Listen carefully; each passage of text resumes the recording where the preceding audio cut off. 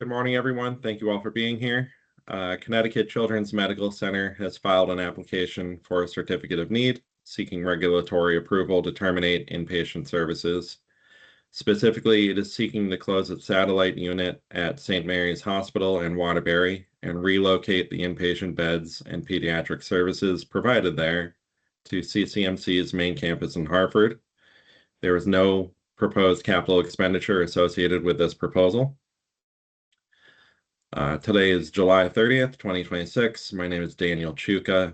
Before we get too far into things, I did want to mention that pursuant to Connecticut General Statutes, Section 4-38D and Public Act 26-68, the functions, powers, and duties of the CON program recently transferred from the Office of Health Strategy to the Department of Public Health, effective July 1st, 2026.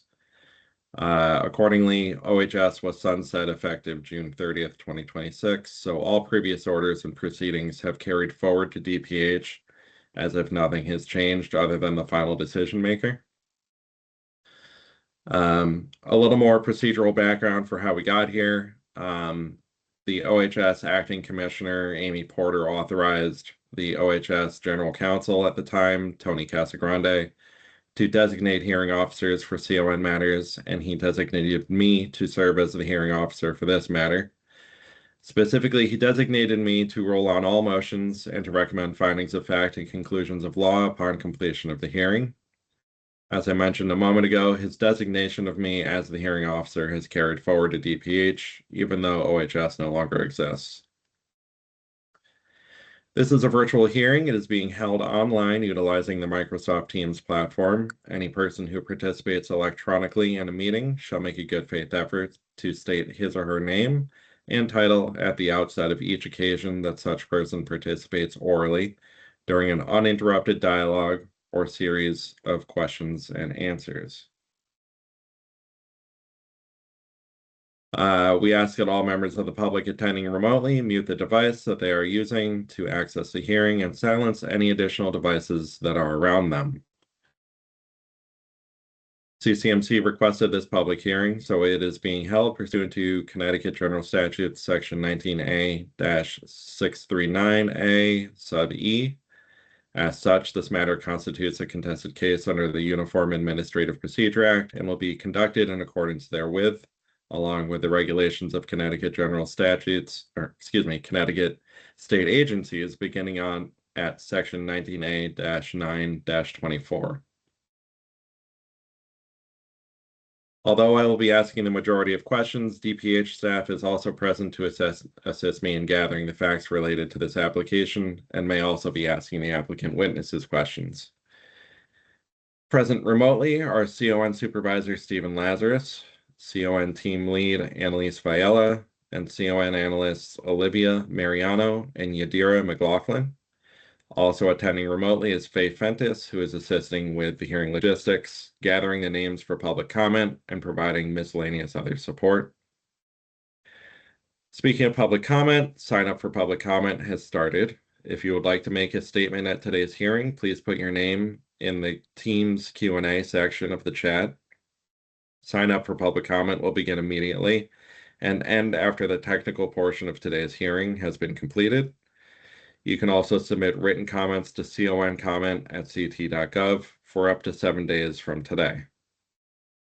The Certificate of Need process is a regulatory process, and as such, the highest level of respect will be accorded to the applicant, any interveners, there are none, members of the public, and our staff.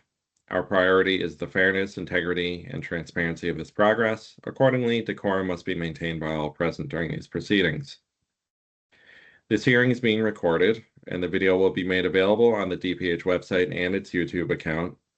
I believe we're actually still using the OHS YouTube account, but it's being rebranded with DPH's insignias. All documents related to this hearing that have been or will be submitted to DPH are available for review through our CON portal, which is accessible on the DPH website. In making my proposed decision, I will consider and make written proposed findings in accordance with Section 19A-639 of the Connecticut General Statutes.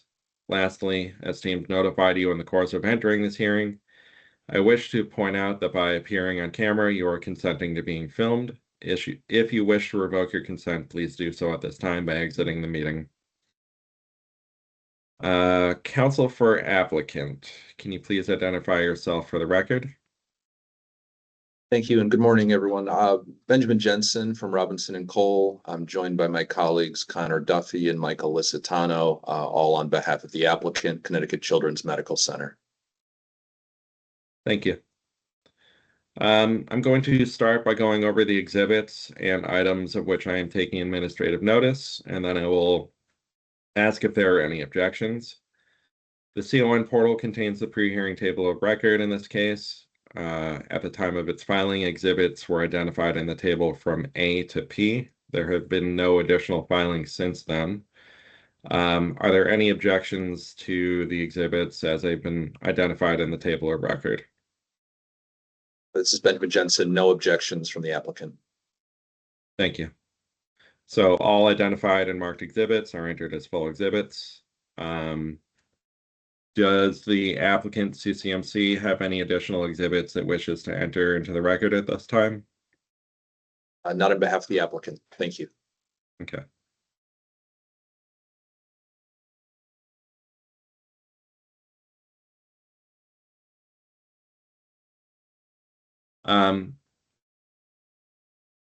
CCMC is hereby noticed that I am taking administrative notice of the following two documents: the statewide healthcare facilities and services plan, as well as its supplements, and also the various tables in the facilities and services inventory, the most recent one being from 2024. Do you have any objection to my taking administrative notice of those documents? No objection. Thank you. I may also take administrative notice of other CON decisions, agreed settlements, and determinations that may be relevant, but which have not yet been identified. If applicable, I will provide you with an opportunity to respond to anything so noticed. We will proceed in the order established in the agenda for today's hearing. I would like to advise the applicant that we may ask questions related to your written submissions that you feel you have already addressed. We will do this for the purpose of ensuring that the public has knowledge about your proposal and for the purpose of clarification. I want to reassure you that we have reviewed the docket and we will continue to do so. As this hearing is being held remotely, we ask that all participants attending via Teams enable the use of video cameras when testifying or commenting remotely during the proceedings. All participants and the public shall mute their devices and should disable their cameras when we go off the record or take a break. Please be advised that although we will shut off the hearing recording during the breaks, the video and audio may still be available. If the technology continues to run, any video and audio that has not been disabled will be accessible to all participants, even if it's not being recorded. Public comment taken during the hearing will likely go in the order established by DPH during the registration process. However, we may allow public officials to testify out of order. As I mentioned earlier, registration for public comment has already begun. It will occur immediately following the technical portion. We don't have a set time for it today. The applicant's witnesses must be available after public comment, as DPH may have follow-up questions based on the public comment. Attorney Jensen, are there any housekeeping matters or procedural issues you would like to address? Not at this time. Thank you. Thanks. So we are going to proceed into the technical portion of today's hearing then. Attorney Jensen, would you like to make an opening statement? Thank you, Hearing Officer Chuka. Very briefly, and thank you to you and to the DPH staff. I'm going to try very hard not to call the OHS staff today, but I may slip up at some point. We appreciate the opportunity to be heard this morning. And just very briefly, because I think it's more important that you all hear from our witnesses, but the evidence today will show that the applicant's proposed relocation of the inpatient pediatric services previously provided under Connecticut Children's license at the unit located within St. Mary's Hospital is the responsible course of action for both the applicant and for the state of Connecticut. Connecticut Children's remains committed to treating children and families that live in and around the Waterbury area. The question today is not whether having inpatient pediatric services available is important. Respectfully, the question is instead is whether maintaining and staffing an underused and financially unsustainable inpatient unit advances the public interest. And based on the evidence in the record and the witness testimony I expect you will hear today, we submit that it is not, and instead that Connecticut Children's can preserve and enhance the quality of care available to its patients by reallocating those underused resources to areas of greater need and where more impact can be achieved with the finite financial resources and staffing availability that Connecticut Children's faces. So thank you again for the time today. And at this point, I could introduce the witnesses and have them sworn in if that works for you.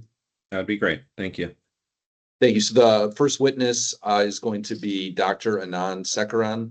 And I'll allow Dr. Sekaran to provide more detailed information about his background and current roles, but that includes being Division Chief of Pediatric Hospital Medicine and Medical Director of Inpatient Services for Connecticut Children's. Do you want me to introduce both now, or do you want to swear in them individually? Yeah, I have them both on my screen, so you can introduce them both, and then I'll swear them in. Sure. And the second witness will be Robert Duncan, who is Connecticut Children's Executive Vice President and Chief Operating Officer. Okay, thank you. Can I have both witnesses please raise your right hand? And make sure it's in the screen. Okay. Do you solemnly swear or solemnly and sincerely affirm, as the case may be, that the evidence that you shall give or have already given in this case shall be the truth, the whole truth, and nothing but the truth, so help you God, or upon penalty of perjury? Yes, I do. I do. Thank you. Okay, Attorney Jensen, you can proceed however you would like at this point. If you would like them to make some opening remarks, or I leave it to you. Thank you, Hearing Officer Chuka. Dr. Sekaran, if you would like to lead off with some introductory remarks, the floor is yours. Great. Thank you very much. First of all, good morning, Hearing Officer Chuka and staff of the Department of Public Health. Thank you for the opportunity to testify today. As stated, my name is Dr. Anand Sekaran, and I'll spell it for you for the record. Anand as in David. Last name spelled S as in Sam, Ekaran. And for the record, I adopt my pre-filed testimony. So thank you again for the time to talk a little bit about this application in my opening remarks. So I wanted to today, first I'll go over my role and background. I'm going to talk a little bit at a high level about changes in inpatient pediatric healthcare, which have helped to lead to this need for a change. Third, I'll talk about the proposal itself briefly, why it's needed, and then really try to talk about maintaining access for the kids of the community of Waterbury and maintaining quality of care. So let me start by describing my role and my background. So as stated, I'm the division head of pediatric hospital medicine, and I am medical director for inpatient services at Connecticut Children's in Hartford. My second role is through Connecticut Children's as chair of pediatrics for New Vance hospitals within Northwell Health. And in that role, I oversee inpatient pediatric care across a 7-hospital system, which spans Western Connecticut and New York State. In my role at Connecticut Children's, I'm a practicing pediatric hospitalist, and I provide direct clinical care to hospitalized patients in our inpatient units. And this, of course, includes our main hospital in Hartford, as well as the St. Mary's unit since its inception, and also hospitals through New Vance in Western Connecticut. And administratively, I oversee all inpatient pediatric care for all of the inpatient units in which we serve kids and their families.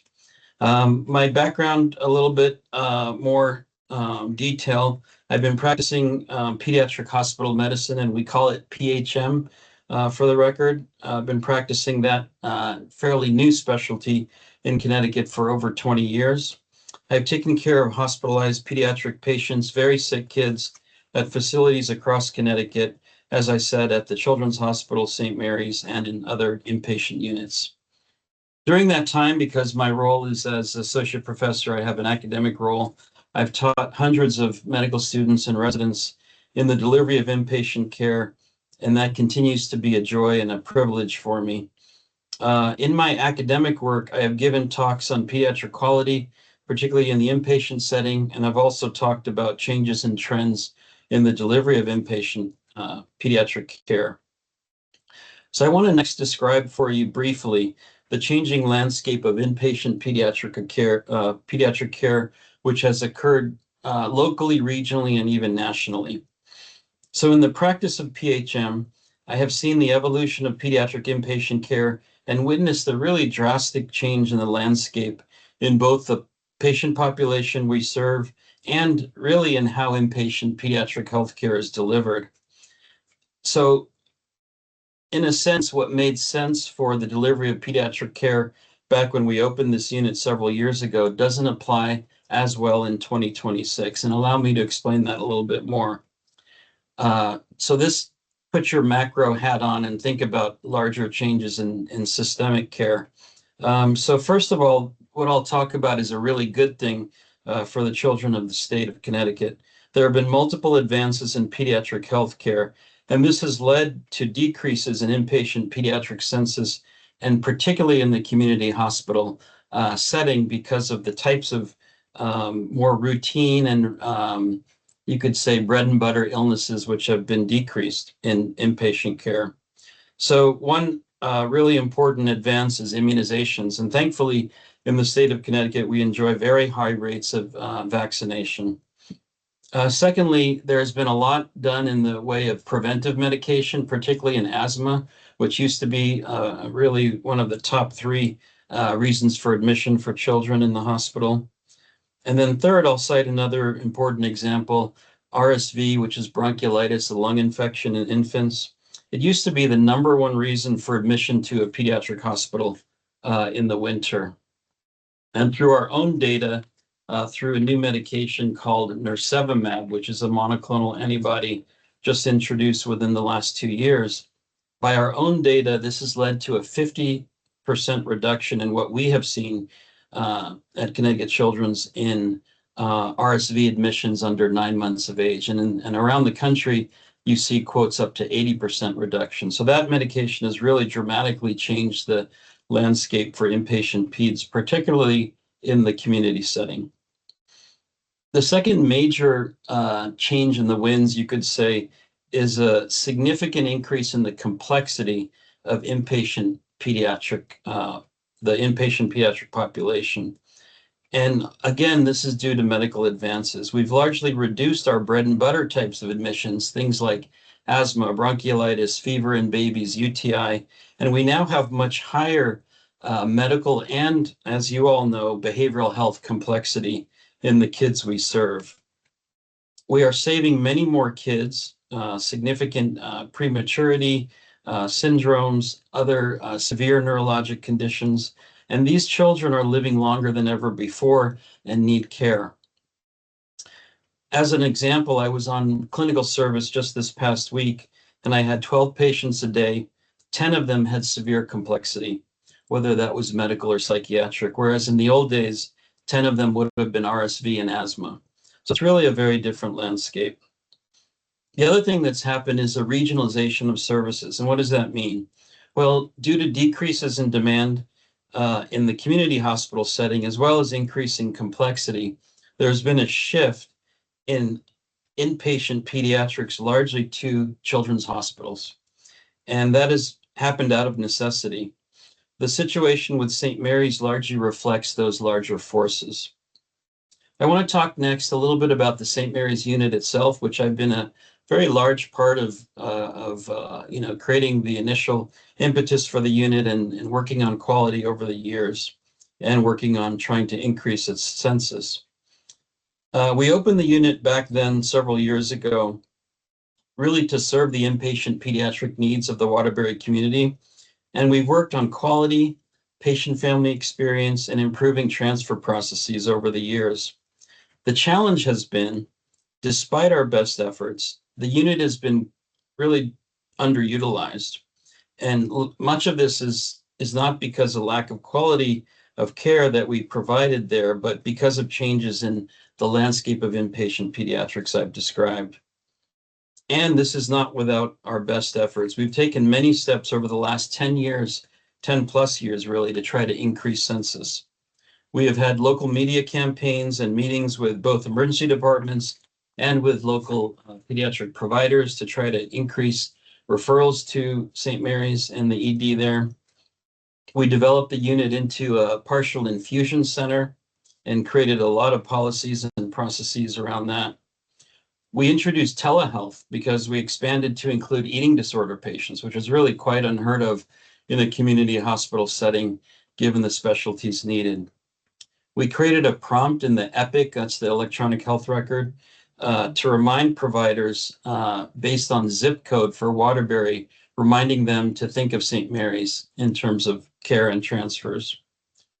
And even when we've had high census at our peak in the winter in Hartford, I would personally meet with families in the ED who were waiting for care to see if they would be interested in transfer to St. Mary's if they could be closer to their home and receive care. And interestingly, the vast majority did not want to go from Hartford to St. Mary's.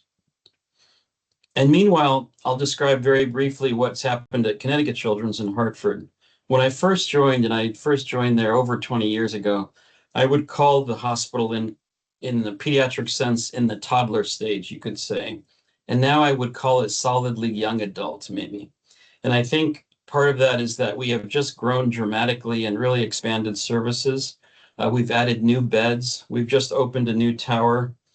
And then importantly for the Waterbury community, we've established a single call system. So basically anyone can call our one call number and get immediate access to the ability to transfer kids. We've made improvements in our transport team.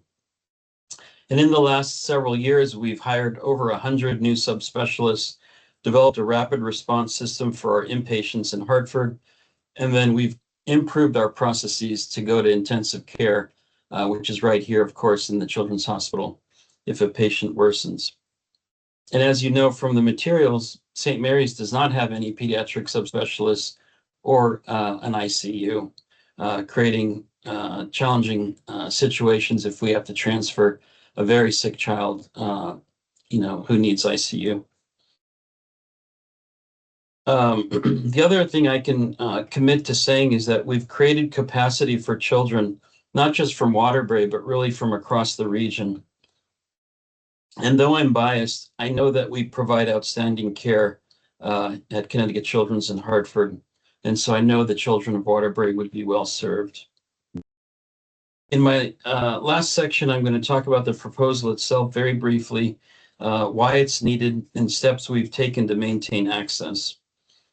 So as stated, the proposal is for reallocation, relocation of services to meet clinical needs and adapt to changes in the clinical environment. Most importantly, Connecticut Children's is not intending to remove access to high quality care for the children of the Waterbury area. And I'll explain that a little more. So first, why is this needed? Well, this has been, as I said, a very low volume unit in terms of utilization, despite our best efforts, all the things I mentioned. The other thing is you have to realize that when you have an inpatient unit, there's a certain minimum number of staffing that you need. So it's a very highly resourced commitment when you have an inpatient unit. You have to staff it 24/7, which we did with advanced providers as well as physicians in the day and of course nurses 24/7. And we have very, very high standards of quality at Connecticut Children's, and we will not understaff a unit just to help with our costs. We have to have a certain basic quality level. So as you can imagine, it's a highly resourced area to have an inpatient unit, even with that low volume. The other thing that's happened, and this is a little bit on the category of healthcare change, we've seen surges in both volume and complexity in our main hospital in Hartford and other regions of the state. which have had higher pediatric populations, have also surged in terms of their patient volumes and acuity, leading to the need for some reallocation. So we have reallocated physicians, advanced practitioners, and PAs, as well as nursing staff to our Hartford campus, as well as to some of those other sites I mentioned in Western Connecticut and New York. Volume was much higher in those places, and complexity was definitely higher in Hartford and required this. This has allowed us to continue to provide top quality care where it is most needed. One final point on that in terms of quality is that, as you can imagine, it's harder to maintain the skills of our providers, our nurses, adult respiratory therapists, adult-oriented pharmacists. It's harder to maintain those skills without higher volume. So when we're dealing with lower volume numbers, we did our best with quality, and we continue to do that in all our areas, but it's definitely harder when you don't have the skills, practice, and volume. So how will we maintain access for the children of Waterbury with this change? Well, first of all, for many years, we've already been doing it. We've always received transfers from Waterbury and across the state and region at our Hartford campus. And as I described, we have well-established transport and intake processes. St. Mary's Hospital itself, I know very well, has an excellent pediatric-focused ED area. And I know that because many of those providers trained within Connecticut Children's and are close colleagues of mine. They know how to send us kids when a kid is in trouble and needs us. We have the one call line I mentioned, transport team from Connecticut Children's, which can go out and retrieve a child who needs it. And we have specific admit teams on the receiving end in the hospital who are geared towards receiving those patients, even as direct admissions, to be able to bypass the emergency department in certain cases. As inpatient director of medical services for Connecticut Children's, I can tell you confidently we have the capacity in Hartford for this small volume of patients with an average daily census of around 2 for the last several years. And this is especially true as we've increased our beds and improved our processes. Even when we're busy and really bursting at the seams in the middle of winter, we adjust our processes to take kids. We do early discharges, we time procedures differently, and we adjust our staffing to make sure we are open arms to what's needed out there in the community. Final comment. We have a saying in pediatrics, kids are not little adults. They require specialized care, including specialized staff, equipment, and skills in order for us to best serve them. And we want to continue at Connecticut Children's to provide that. And that is often best done in a center most accustomed to pediatric care. Finally, my goal as Director of Inpatient Services is fairly simple. To make sure we are providing top quality inpatient pediatric care for all of the children of Connecticut. We are very fortunate to have an incredibly skilled pediatric workforce, but this continues to be a finite resource and one that we have to sustain. We have to best allocate that resource to optimally serve all of the children and families of Connecticut amidst the changing landscape I've described. Thank you for letting me speak today on behalf of this application, and I'm happy to take any questions.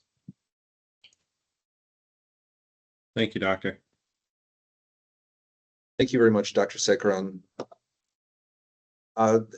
Hearing Officer Chuka, our next witness for the applicant will be Robert Duncan. And Mr. Duncan, if you are still on, just a reminder that when you present some introductory remarks, to make sure that you, I didn't have to remind Dr. Sekran, but to make sure you adopt your pre-filed testimony. And if there's anything in your pre-filed testimony or the accompanying documents that you wanted to modify, please let us know at this time as well. Thank you, Attorney Jensen, and I am still on. So good morning, Hearing Officer Chuka and the members of the Department of Public Health. I too would like to thank you for the opportunity to be here today. As introduced by Attorney Jensen, my formal name is Robert Duncan. But for the purposes of this testimony, I would like to go by my preferred name, Bob Duncan, which is spelled B-O-B, last name Duncan, D-U-N-C-A-N. And to Attorney Jensen's point, for the record, I adopt my pre-filed testimony. And for a record of change, there are a couple of things in the application filed in my personal statements. It had me working 20 years at Methodist Levana Healthcare. That was actually 13 years. And then it had, if you looked at the CV or resume, it had working for the state of Tennessee, 2022 to present. It's actually 2008 to 2010. So please note those changes. Thank you. You're welcome. And again, thank you for this opportunity. I presently serve as Executive Vice President and Chief Operating Officer here at Connecticut Children's. I've been here since 2022, and prior to that, I spent 25 years leading other pediatric health institutions across this great country of ours. Every day, my responsibility is to ensure that Connecticut Children's delivers the highest quality care possible to children across our state. That means making sure we have the right people, the right facilities, and the right resources in the right places so that every child throughout Connecticut receives the care they need when they need it. Connecticut Children's, as you know, is the only hospital dedicated 100% to children. And we're a charitable organization, which requires us to have an obligation to be responsible stewards of our resources. Those resources, unfortunately, are not unlimited. And every decision we make, we must ultimately answer one question. Will this allow us to provide better care for more children? Unfortunately, after years of careful evaluation, it became clear that continuing to operate the inpatient pediatric unit at St. Mary's could no longer answer that question. This was not a quick decision. It was not made lightly, and it was not made in isolation. For over a decade, the 12-bed unit averaged fewer than 3 patients a day. Despite multiple efforts that my colleague Dr. Sakaran talked about to increase utilization, such as new infusion services, working with our electronic health record to create prompts, outreach to community providers, public awareness, the utilization, unfortunately, never improved to a sustainable level. At the same time, we continue to absorb the cost of maintaining the unit, including staffing, equipment, rent, and operational overhead. As healthcare leaders, there comes a point where we have to ask whether continuing to invest significant charitable resources into an underutilized program is the best way to serve the children of Connecticut. After extensive review, a lot of studying, a lot of discussion, we concluded it was not. Instead, we determined those same providers and resources could care for more children by relocating inpatient services from Waterbury to here at our Hartford campus, where families have immediate access to the full breadth of pediatric specialty and subspecialty care that we see in our sicker patients today. As my colleague, Dr. Sakaran mentioned, pediatric healthcare landscape has changed dramatically over the last few years and very different than it was when we started that unit. And thanks to advances in medicine, vaccination, outpatient treatments, there are actually fewer children needing the hospitalization. But those that do are sicker, and they need access to specialists, subspecialists, and specialized equipment to take care of them, which we have here at our Hartford campus. So centralizing those services allows us to provide the safest, highest quality care while ensuring children have access to every resource they may need without delay. Importantly, this proposal has not reduced access to care. We have continued to care and will continue to care for the children from the Waterbury region throughout this transition. We've established referral processes, care coordination. We've worked with St. Mary's. We've worked with UConn's Waterbury Hospital now. And over the past year and a half, we've accepted, on average, at least one inpatient every day from the Waterbury area into Hartford. Just want you to know, there's no difference in the charge that families receive here at Hartford from what they received in Waterbury.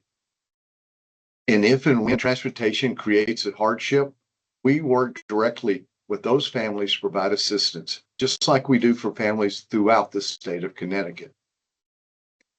I'd also like to emphasize something really important. No healthcare organization wants to relocate services or close a program.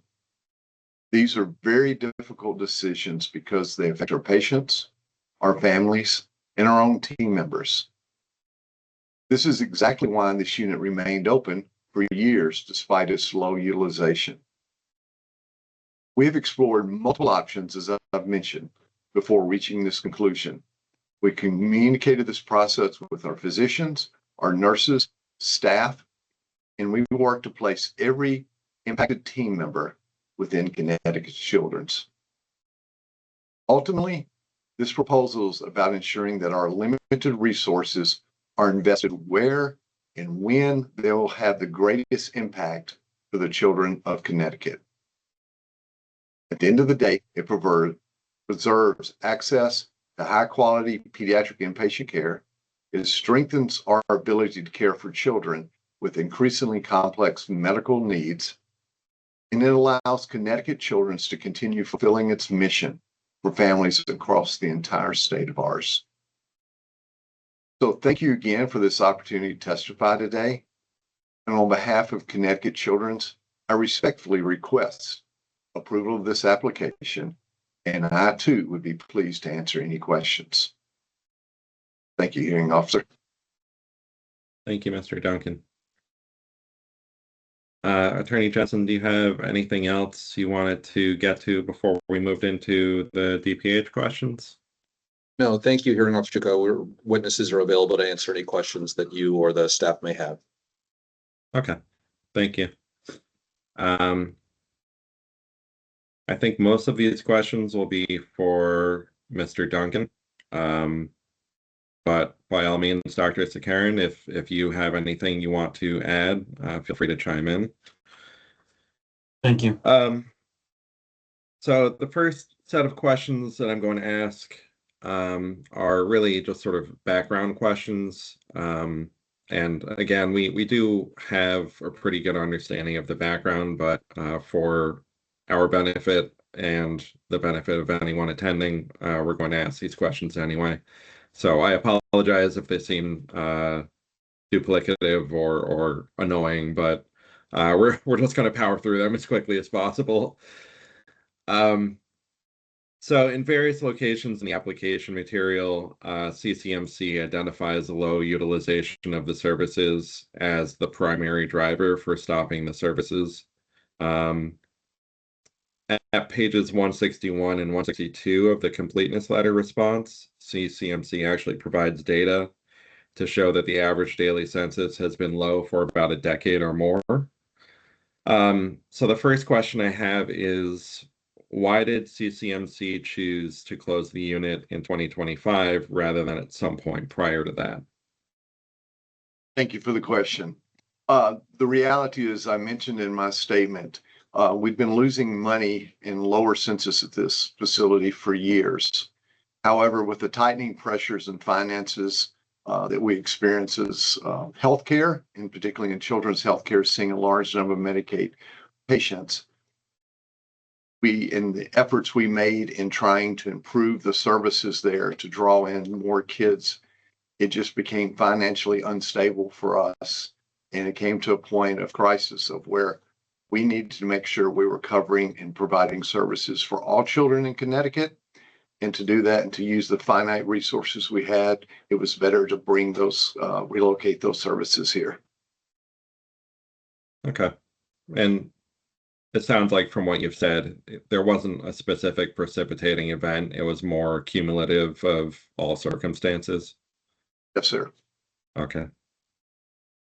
My understanding is that CCMC continues to lease the space at St. Mary's. Is that correct? Yes, sir, that is correct. While no services are being located, we're continuing to lease a space, and it is a financial burden upon our system. Where are the 12 CCMC beds located today? As my colleague, Dr. Sacker, mentioned, we've expanded our med surge space here at the hospital. And the same issues we saw in Waterbury with the decreasing number of kids needing hospitalization, that's happened here. So it's allowed beds for those that are kids that are sicker to have space here. And so we have plenty of space here for those children. Was there a specific date on which the beds were moved? And I apologize for having to ask this question, but DPH and OHS were separate until very recently, so we didn't follow that very closely. Yeah, and congratulations to Department of Public Health for their new responsibilities with the CON process. But yes, we relocated those beds here in January 2025. Since you are still leasing the space, is it your understanding that St. Mary's hasn't done anything with that space? They are sort of keeping it open for the time being until you receive regulatory approval? Yes, sir, that is correct. St. Mary's have been good partners in working through this. They understand the issues at hand, and that space is still there depending this approval of the application. Do you have any understanding as to how St. Mary's might look to use that space if this is approved? Like many of our adult counterparts, as a population, we're aging in this, and they see other opportunities they can use to provide more services to their community for the aging population that they serve. Okay, thank you. So in a couple places in the application, CCMC indicates that the 12 beds were staffed by 11 physicians, 3 nurse practitioners, 3 physician assistants, 13 registered nurses, 1 health unit coordinator, and 2 personal care assistants. Where have all of those staff members been relocated? Are they all in Hartford now, or have they been scattered throughout the state? So those that elected to stay with Connecticut Children and the other opportunities we have are located throughout our system. Majority here at the Hartford campus, but we provide outpatient services in other locations where they chose opportunities. Have the majority chosen to remain with CCMC? I'm not able to answer that at this time. I would like to get back with you on that answer. Dr. Sakaran may know the answer to that as he worked closely with them. I don't have an exact number, so we could get that data for you. I know that we relocated staff to Hartford, to Danbury, and even to parts of New York where there was a need for newborn and pediatric care. Okay, I don't think it's terribly important. It's just a background question that I wanted to ask. So I'm not going to require any follow-up on that, but thank you for the information. Sure. CCMC, as both of you have indicated, it does have a number of satellite and other service locations throughout the state. When it was first considering relocating the services back to Hartford, did it consider any alternatives to complete closure of the St. Mary's facility? Yes, sir. As I stated in my testimony, we looked at multiple options, opportunities that would make financial sense to serve the population that we need. And at the end of the day, concluded they were best served when you looked at that population, best served here on the campus of Hartford Healthcare, where they received all of the specialized services that we were able to provide. Does CCMC have any other inpatient pediatric units throughout the state, like at other hospitals, similar to the one that they had at St. Mary's? Dr. Sakarandy, would you like to Yeah. answer that? Sure, yeah.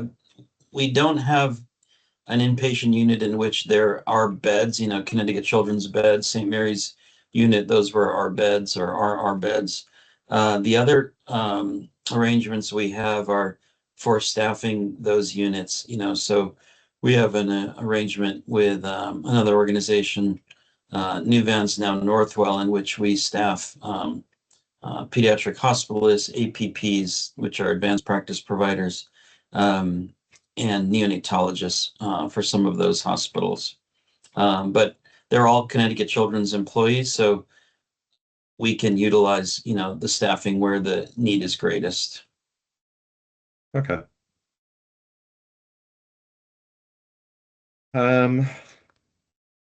Probably back to Mr. Duncan. I understand that prior to stopping the services in Waterbury, CCMC engaged in outreach to St. Mary's and other area providers to discuss the change and answer questions. So I would like to talk a little bit more about those discussions, if possible. Can you please just describe the type of outreach that was performed? Were meetings arranged? Were forums held?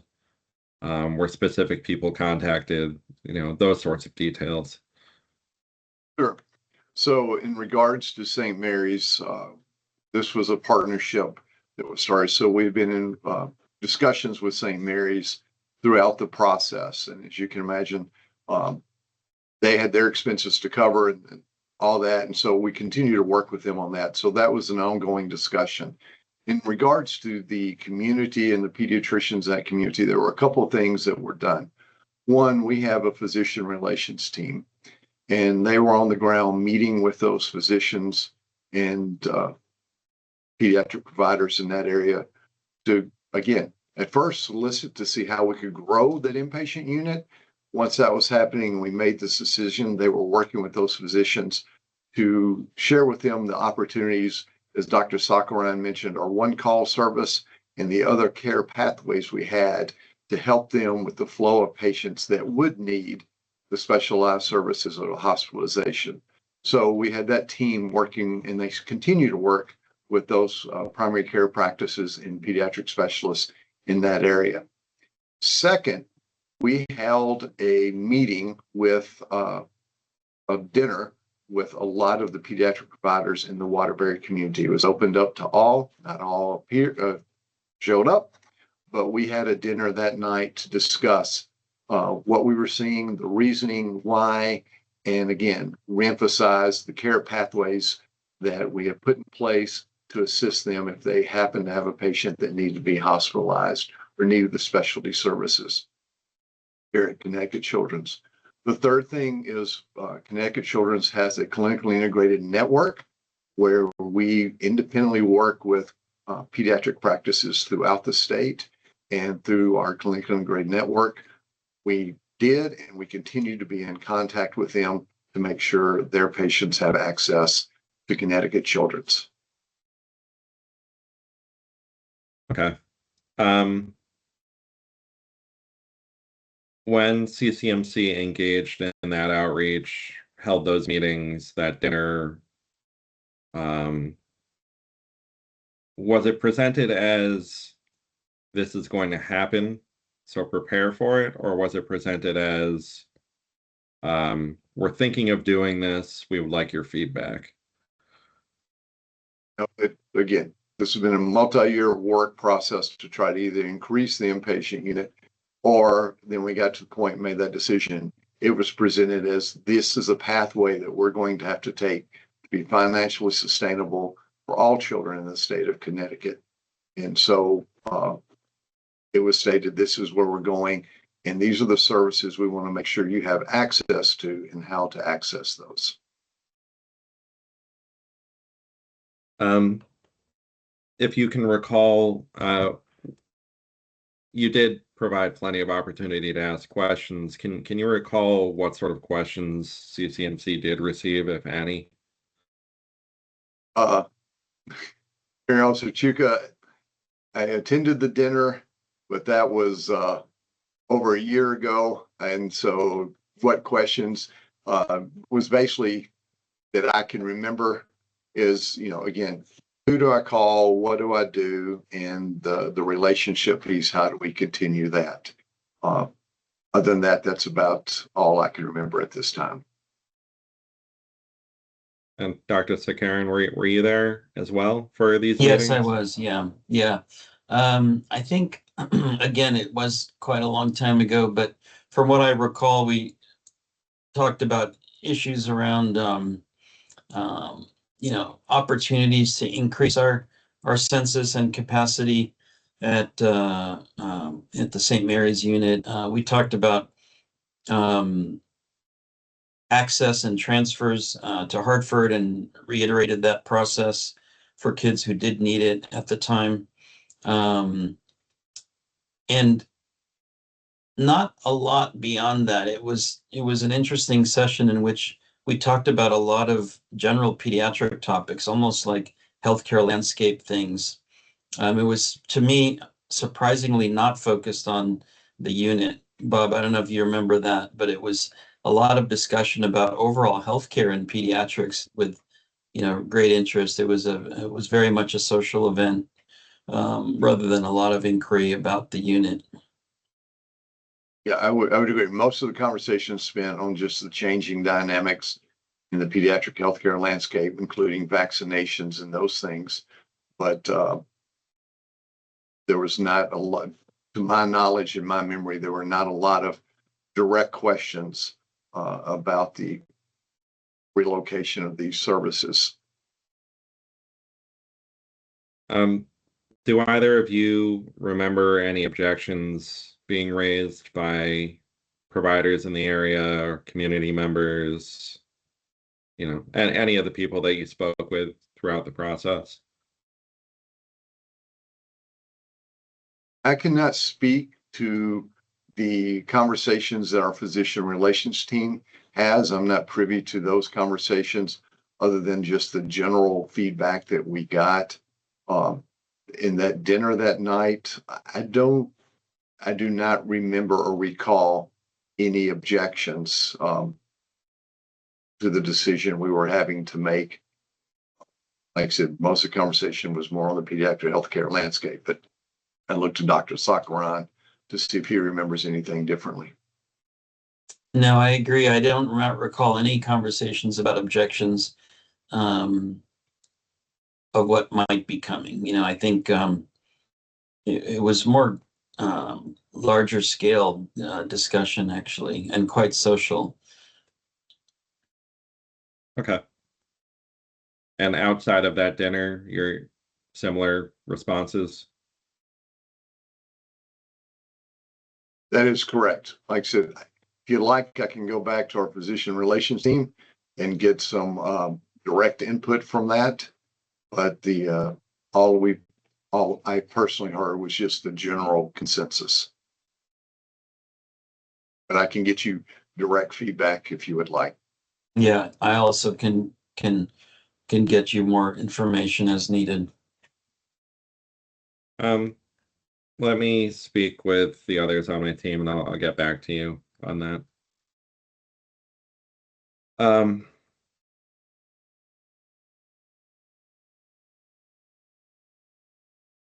So somewhere in your filings, you noted that Connecticut Children's provided public notice in the lead up to the CON filing of the application.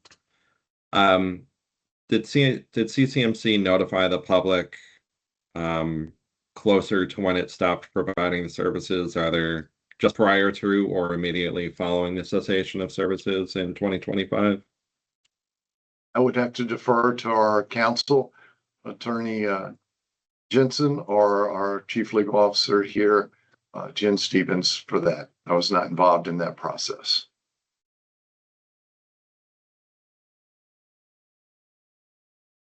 And hearing Officer Chuka, I believe that there are references. I was just looking through some of our written responses. I believe that there are references to the public notice that was provided at that time. I would just need a minute to be able to pull those references. Okay. You can get back to me on that. You don't need to do it this very moment. We'll take a break soon, and then we can regroup on that question. Sure.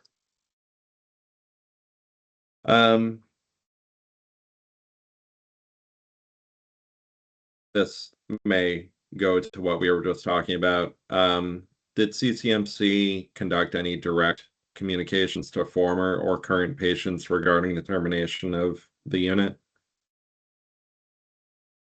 Once again, that I'd have to defer to Attorney Jensen on the process that was taking place. Okay.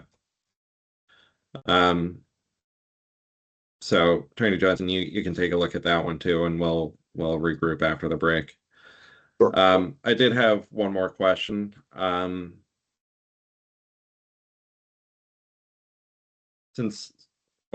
more question in terms of background. I have a number of other questions in other areas, but hopefully you didn't get too excited just now. Since stopping the services in Waterbury, have you had any conversations with St. Mary's about how things have been going there, in terms of, pediatric arrivals and that sort of thing, how they're dealing with those? Personally have not had any of those. Dr. Sakharin can talk about what with the pediatric emergency department because he keeps in touch with that group. Yeah, I would say nothing different from prior, as I alluded to before. I know the pediatric ED providers very well there at St. Mary's, and so we have routine conversations around patient transfers. They actually use our evidence-based clinical pathways for providing pediatric care at the front line in their ED. So we've given them ours, just given them to them, and they've rebranded them and used them. So it's all been clinically based, but nothing about quality of care or anything. I think, as I said, it's a very capable ED for pediatric care there. And hearing Officer Chuka, if I could, this is Ben Jensen. The applicant's responses to question on the completeness questions 11A, our responses are in the record at CCMC 0166 to 0167. And I can just briefly summarize, but it refers to the outreach in terms of both visits to the offices of primary care pediatricians in the Waterbury area to discuss the change, answer questions, and emphasize continued availability of inpatient services. There were also discussions with St. Mary's Hospital leadership. Additionally, public notice was posted on Connecticut Children's website and locations throughout Waterbury to communicate the proposal to members of the community. And then just one thing getting to your second question is there was not direct communication with pediatric patients because of its role. Connecticut Children's as a hospital typically would not communicate directly with patients regarding its operations unless they're parents of a Connecticut Children's ambulatory pediatrician, because they'd be under the care of their community pediatrician. So that was the process that was followed at the time that notice was provided about the intention to close the unit. Okay. So the one sentence that starts additionally Connecticut Children, so that's at the bottom of 166. I think that could be read as saying CCMC provided notice prior to submitting the CON application, but you're saying their notice was provided at the time as well. Public notice was provided back in 2025. I will confirm that, but that's my understanding. Okay.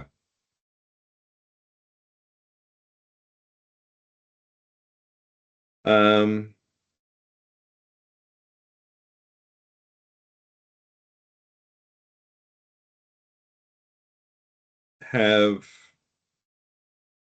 either of the hospitals, either Waterbury Hospital or St. Mary's Hospital, indicated that patients or their families are declining to go to Hartford for care? I cannot answer that as I have not been made aware of any of that, anyone, whether UConn's Waterbury or St. Mary's in Waterbury. I have not gotten that feedback. As I mentioned in my testimony, we can continue to see on average one a day coming from that Waterbury area. But as far as them sharing any concern, I've not been contacted about that. Okay. Yeah, I haven't either. I would say, and we can get this data, but I would say there's actually been an increase in families coming to Hartford ED from the Waterbury area. But we can follow up with concrete data. That actually, I do have a question about that later on. So we'll get to that. It's related to some information that you provided in your issue responses. So we'll definitely get to that.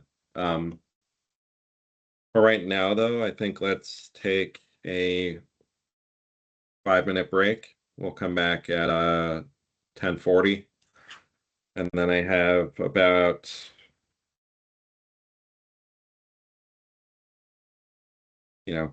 I'd say about 10 questions. We're about halfway through at this point, I would say.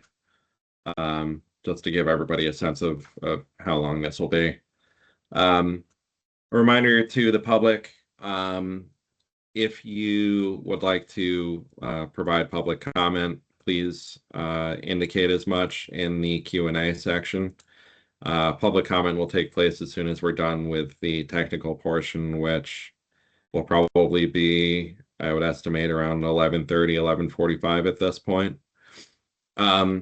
So thank you very much. We will come back in about 5 minutes. And Faye, you can stop the recording.